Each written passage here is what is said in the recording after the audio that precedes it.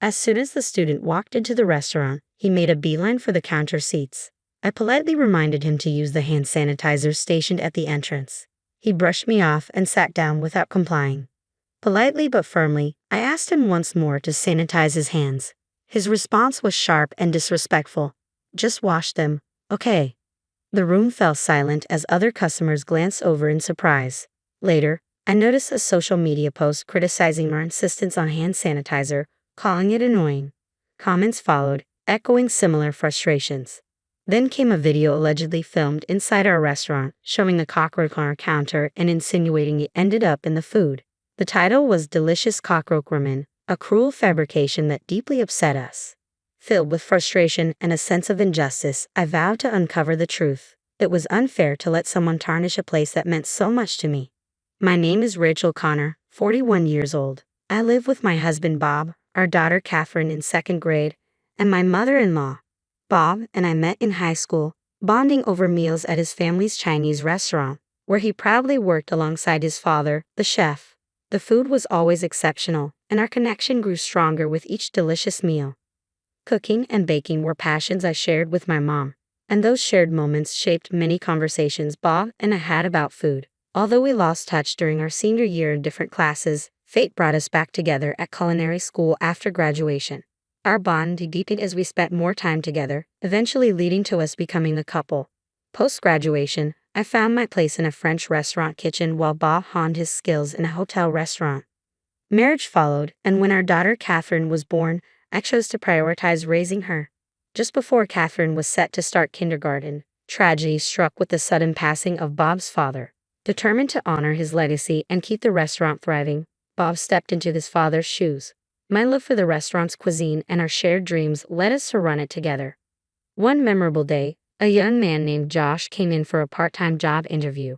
A university student in his 2nd year, he expressed a deep love for our food and eagerness to work with us. Financial constraints initially led us to decline, but Josh's persistence, driven by his passion and need, touched me deeply. Understanding his situation, a single-parent household with a mother who struggled with mobility, I couldn't turn him away. It turned out, Josh would order an extra meal daily for his mom, who adored her Chinese dishes but couldn't visit herself. Touched by his dedication, Bob started providing Josh with double portions free of charge, ensuring both Josh and his mom enjoyed our food without worry. Then, one ordinary lunchtime, a college student with blonde hair walked in. Ignoring my reminder to use the hand sanitizer, he brashly claimed he had just washed his hands. The outburst shocked me, leaving the restaurant silent with other customers watching on in surprise. It was a moment of confrontation I had never experienced before, leaving me shaken and speechless. In that tense moment, my husband Bob's voice rang out from the kitchen addressing the blonde-haired college student. "Excuse me, sir. We require everyone to use hand sanitizer here, please." The student shot me a disdainful glance, clicked his tongue, then reluctantly used the hand sanitizer at the entrance before returning to his seat at the counter. I hesitated to take his order, still shaken, but Josh stepped in, reassuringly offering, "I'll handle this one." The student, engrossed in his smartphone, ordered ramen. As he finished his meal and paid, he cast us a smug and unsettling smile before departing. "Seems like we've been quieter lately. Could it be because of COVID? Bob mused aloud. It's true COVID has slowed things down, but we're the only Chinese spot in the neighborhood with loyal regulars, I replied. We've taken precautions, sanitizing rigorously and installing acrylic barriers. Maybe people are just staying in more because of the virus. Not much we can do about that, Bob sighed. Yeah, can't blame them for being cautious. Maybe we should consider delivery until things settle, I suggested, noticing even the candy store next door was struggling. Everyone's feeling the pinch. During those uncertain times, it seemed all businesses, especially in hospitality, were feeling the pandemic's impact. Weeks passed, and our customer numbers dwindled further, causing even Bob to worry. Then one day, Josh burst into the restaurant looking alarmed. "Boss, you need to see this. It's serious." Bob and I gathered around Josh as he showed us a video on his phone. Clear as day, our restaurant's counter was shown with a cockroach crawling, shockingly being placed into a bowl of ramen. The video was titled "Delicious Cockroach Ramen," prominently displaying our restaurant's logo. Though the person's face was blurred, the distinctive physique and unmistakable kitchen confirmed it was our establishment. The comments flooded in with harsh criticisms. Premium broth? More like a bug buffet instead of Chinese cuisine. Sanitation must be a joke here. Dirty restaurant alert. Amidst the vitriol, some dubbed it the tasty bug Chinese joint. It was clear someone had taken and doctored photos from inside, then posted this deceitful video. It was beyond forgiveness. All we wanted was to serve our patrons, so why such malicious sabotage? We refused to let this injustice stand. Josh simmered with rage. The next day, despite Bob and I still reeling from shock, we mustered the strength to open shop. We unlocked early, usually a time when a few regulars dropped by, but today not a soul arrived by noon. From inside, I glimpsed people strolling along the main street. Squinting, I noticed something peculiar. Passers-by glanced into our eatery, some smirking. Intrigued, I ventured outside for a closer look. Groups huddled nearby, phones raised for photos and whispers circulating. Concerned about another social media debacle, I swiftly checked popular platforms. Sure enough, photos of our restaurant surroundings and the nearby subway station circulated with captions like "Bug Chinese spot nearby." Ours was the lone Chinese eatery in the vicinity, unmistakably clear from the images. Reluctantly, I scrolled through comments. Isn't that the bug-infested place near the West Station exit? Ate there once, never again. I used to love their dishes, but this is disgusting. It was devastating. With such rumors circulating, it was no wonder patrons shied away. Crushed by the online onslaught, our family reluctantly decided to close our doors. A few days later, as I stepped outside early in the morning to take out the trash, I was met with a disheartening sight. Trash littered the front of our restaurant's entrance. Grabbing a broom, I hurried to clean up the mess. As I neared the entrance, my heart sank. Spray painted in bold red on the shutter was the damning phrase, "Bug-infested place." I stood frozen, the broom slipping from my grasp, staring blankly at those hurtful words. Eventually, I returned home crestfallen, only to find Bob, slumped over and visibly distressed. "What's happened, honey?" I asked, my voice laced with concern. Bob hesitated before revealing the latest blow. "One of our suppliers wants to sever ties with us," he explained. "There's a photo circulating online of their delivery box at our back entrance. They've been harassed and shamed for continuing to work with us, labeled as supplying that bug-ridden Chinese place. They had a long-standing connection with Dad, and I can't let them suffer because of us." "Bob, Rachel, it's all right," interjected my mother-in-law, her voice filled with resignation. "Thank you for keeping this place running. Maybe it's time we close up and find somewhere quiet to start anew." "Closing down? Is that really our only option?" I lamented, seeing the despair etched on both Bob's and his mother's faces. It felt like we were teetering on the edge of hopelessness. "I'll find work, Bob. Please keep the restaurant going. This was Dad's dream, his hard work. Please let's find a way," I pleaded, and together, late into the night, we hashed out our options. "We'll keep pushing through," Bob reassured me. Finding a new supplier, we resumed operations. Meanwhile, I secured a job at an office not far from the restaurant. Bob innovated with new menu items and personalized service for our loyal patrons. Unfortunately, under financial strain, we had to let go of our part-timer Josh, promising to bring him back once things stabilized. For weeks, Bob and my mother-in-law managed the restaurant while I worked outside. One evening, returning home, my mother-in-law beckoned me urgently to the living room. Her face serious, she began to speak. "It's about Catherine," she started solemnly, leading me to sit down. Catherine had been in tears in her room earlier. When questioned, she revealed she was being bullied at school. She recounted finding a plastic bag filled with dead roaches in her desk that morning. Shocked, she had thrown it on the floor, only for a classmate to cruelly remark, "Don't toss that around. Save it for your bug-infested restaurant." With a heavy heart, my mother-in-law showed me a note that read boldly, "I am a bug girl." She explained, Catherine brought this home stuck to her backpack, not noticing it until she reached her room. It devastated her. Since our restaurant became a target online, Catherine's classmates have begun teasing her with bug girl taunts, associating her with the false rumors of our bug-serving Chinese restaurant. Despite her protests that we didn't serve insects, they showed her misleading social media posts, undermining her credibility. The bullying persisted, and the note on her backpack was the breaking point for Catherine. She couldn't bear it any longer. I entered Catherine's room and held my sobbing daughter tightly. "Mom, I can't do this anymore. I just can't," she cried.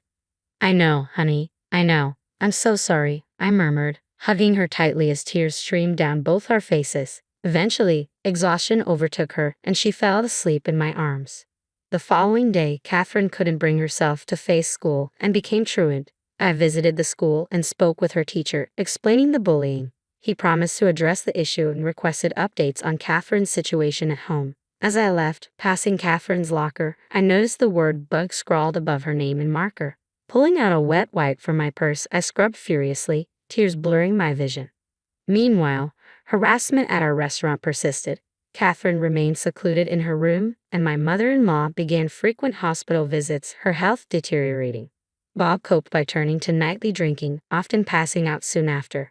Our home was enveloped in a suffocating silence, each day heavier than the last. In the midst of these trials, my boss announced an all-staff training that I couldn't afford to skip. Unenthusiastically attending, I found myself pulled aside by an executive after dinner on the second night. Reluctantly entering his room, he offered a drink and mentioned our struggling restaurant. My heart sank realizing the news had spread here too. Mentally exhausted, I listened as he placed an envelope on the table, offering a new job opportunity with a $1,000 bonus each time I accepted similar tasks. The idea of financial relief tugged at my frayed emotions. $1,000 could really help, I thought, my resolve weakening. But then, his casual mention of my child snapped me out of my stupor. The word child reminded me of the family I was failing, my husband Catherine, and my struggling mother-in-law. With a sudden clarity, I pushed his hand away and fled from the room, grabbing my things and racing into the pouring rain outside, regret and shame mingling with each step. Why had I even entered that room? I knew the risks, yet the desperation for stability clouded my judgment. Was it greed? No, it was more about survival. But I had betrayed Josh's trust, and the realization hit me hard. Tears mixed with rain as I ran, seeking refuge from my own compromised integrity. My phone buzzed. It was Catherine. Mom, Grandma kicked me out of the house. What? She kicked you out? Where's Dad? I demanded. He's been asleep since yesterday. I've been trying to wake him up, but he won't respond. He's not responding. Stay right there. I'm coming home. I instructed Catherine to wait outside and sprinted towards the station. Frantically, I called home and Bob, but got no answer. Arriving back, I found Catherine sitting forlornly by her spray-painted, shuttered door. Mom, are you okay? Why did Grandma kick me out? She asked tearfully, showing me a child's cell phone. I don't know, honey. Let's get inside. I unlocked the door and rushed in. The house was eerily dark. Sending Catherine to her room, I flicked on the living room light. My heart sank as I found my mother-in-law sprawled next to the table. Rushing to her side, I called her name, but there was no response. A glass of water and an empty pill packet nearby confirmed my fears. She had overdosed. I dialed 911 immediately. Heading upstairs, I discovered Bob slumped over his desk. Shaking him awake, he mumbled, I was working on bills when Mom brought me coffee. After drinking it, I felt so drowsy. I explained the situation, and together we hurried downstairs, desperately trying to rouse her. On the table, I found a note, penned in shaky handwriting.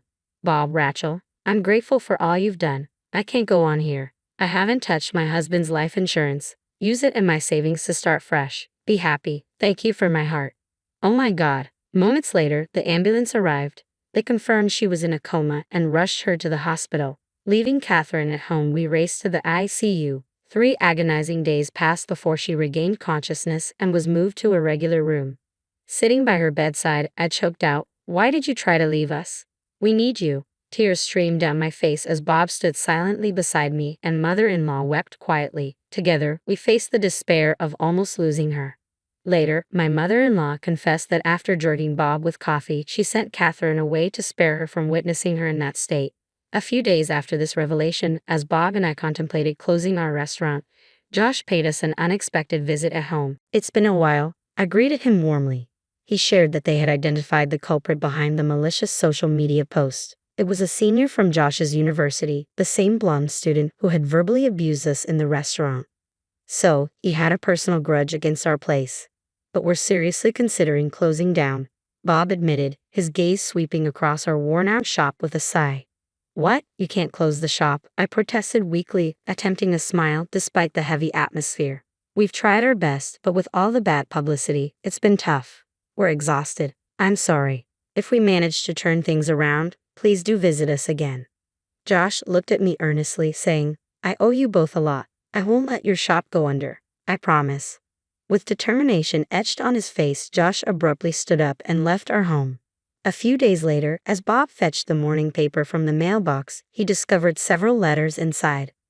Initially dismissing them as pranks, he paused when he noticed a postcard that read, "I missed the ramen from your restaurant." Curiosity piqued, he read through each letter, finding words of encouragement and hope for our shop's revival. I joined in to read the discarded letters, all echoing similar sentiments. We were bewildered, wondering who could have sent them. The following day, Josh returned with a grin. "That blonde guy is dropping out of school." Puzzled, we asked for clarification. Josh explained that the student's life had been turned upside down by his own social media post. While some initially agreed with the negative comments about our restaurant, others began to criticize and question its validity. Josh strategically amplified these dissenting voices, sparking a wave of support against the accuser. Soon, momentum built to identify the person responsible for the false accusations. A few of Josh's college friends joined forces and speculated that the culprit lived in a nearby neighborhood after sharing a picture of a restaurant. During their investigation, they heard about a blonde student who bragged to his friends, "My social media post is blowing up. It went viral after I wrote about some restaurant." Josh recalled the student's dismissive attitude from his visit to our restaurant. Suspecting a link, he and his friends delved into the blonde student's social media accounts and struck gold. The student had posted, "That Chinese place kept pushing hand sanitizer on me. Annoying?" A friend replied, "Yeah, the owner insisted once, and I just gave the waiter a glare." Convinced they had found their culprit, Josh thought, "We need to expose this guy's actions." Discussing their findings with a friend, they discovered this friend knew a popular YouTuber with 300,000 subscribers who covered current events. The YouTuber agreed to make a video exposing how a beloved local restaurant was unfairly targeted by this blonde student. With the YouTuber's influence, the story spread rapidly. The blonde student hastily deleted his social media accounts, but screenshots and posts had already gone viral. He found himself in a situation he couldn't escape. After Josh initially shared the information, an online user managed to identify the blonde student and shared it widely. Soon, numerous users had uncovered his age, college, home address, photos of him, and even the name of the company that had extended him a job offer. The online backlash was swift and severe. The backlash against the student escalated dramatically. Threatening letters arrived at his home, and provocative YouTubers uploaded videos accusing him of ruining the Chinese restaurant. They even confronted his parents about their parenting, repeatedly ambushing them at their house. Eventually, the police had to intervene. Every day, suspicious individuals resembling YouTubers lingered around the student's residence, filming his family members' activities, scrutinizing their mail, and posting detailed videos online. During one confrontation with a YouTuber, the blonde student lost his temper, but another YouTuber captured the altercation and uploaded it, leaving him unable to retaliate further. The emotional toll on the student's family became overwhelming, yet the online attacks showed no signs of abating. On the university's website, numerous complaints were posted, condemning his actions with comments like, "Is this the type of student your university produces? What does the dean have to say about this?" The university summoned the blonde student and his parents to address the situation, warning that any further online issues could become a nuisance for the institution and might require disciplinary actions. Moreover, news of the social media incident reached the company where the blonde student had received a job offer. The company was flooded with inquiries and concerns, questioning the suitability of hiring such an individual. Suggestions to reconsider the job offer circulated widely, leading to reports that the offer was withdrawn. Similar complaints surfaced on his father's company website, prompting the company to question him according to their policies and caution him against allowing personal matters to impact business operations. He also had an older sister who was 2 years his senior. An anonymous letter detailing her brother's misdeeds was sent to her fiancé's home, leading to the cancellation of their engagement. Following these events, the blonde student withdrew from university and took up part-time work. Tensions escalated within his family, marked by nightly arguments and the sound of breaking objects. Eventually, the blonde student seemed to vanish from their home, leaving his whereabouts unknown. Josh reflected on the profound dangers of the internet through this ordeal. Encouraged by widespread support, including heartfelt letters from Josh, we made the decision to reopen our restaurant. A boost came from a popular YouTuber who urged viewers in a video, "Please visit their restaurant," which attracted a new wave of younger customers. Regarding my daughter, her teacher reached out, informing us that the entire class wanted to apologize. When we visited the school, all the students expressed remorse, saying, "We're sorry for calling you Bug." They also inquired about the YouTuber, highlighting the immense influence of social media personalities today. I have since left my previous job while Josh has returned to part-time work. Even my mother-in-law occasionally helps out at the restaurant, as we are now bustling with customers. Our entire family is deeply thankful for the outpouring of support. Each day, I greet our patrons with a smile, hoping they savor every bite of my husband's culinary creations.